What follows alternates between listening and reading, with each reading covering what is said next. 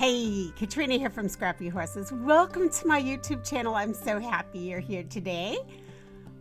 In this video, I am going to address a question I received from a very dear friend who also is a Cricut Design Space enthusiast and has been designing with Cricut going back into the cartridge days. You know, the days where we had the cartridges and we put the cartridges in. And so we always knew where our images came from because we had to go get them from our cartridge. Well, now they're all in Design Space. So the question is, how do I identify which cartridge an image came from in my saved projects?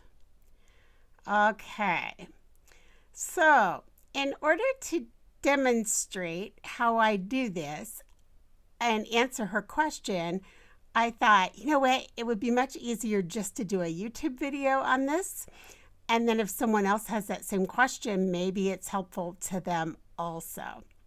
So to demonstrate this, I pulled up a really old project from my Cricut Design Space that I know those images were images that came from cartridges that I loaded.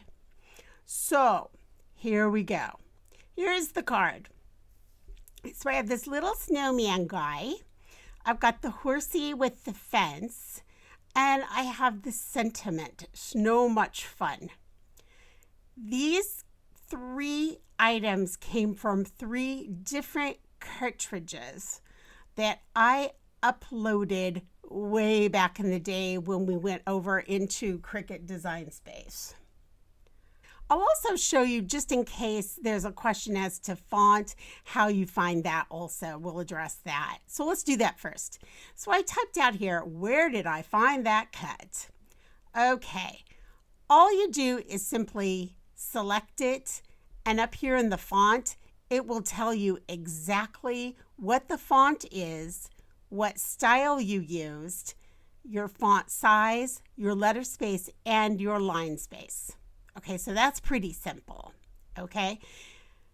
Obviously, if you want to change that, you just tap your little drop down and you can choose whatever font you'd like to go to. So if you watch here, you'll see this go to Cutting Up Cartoon. And there it is in Cutting Up Cartoon.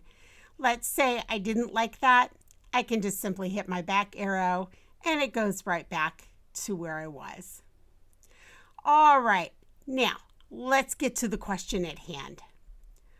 All right, the first thing I want to do is I want to know, where is this horse? Where can I find this horse and fence? All right, so I'm going to come over here and I'm just going to select him. And I see that in that group are all of these items. The fence with the horse, and the little bird. So these are all part of the same cut. On my computer, a Mac, I can come in and I can left click on any one of these individual items. All right, so I'll just choose this horse. Now I'm going to right click with my mouse, image info. Now here's where it becomes important to pay attention to what you're clicking. Do not go to view image sets. I do not have success with that. Go straight to the image, horse with fence, and there's the number.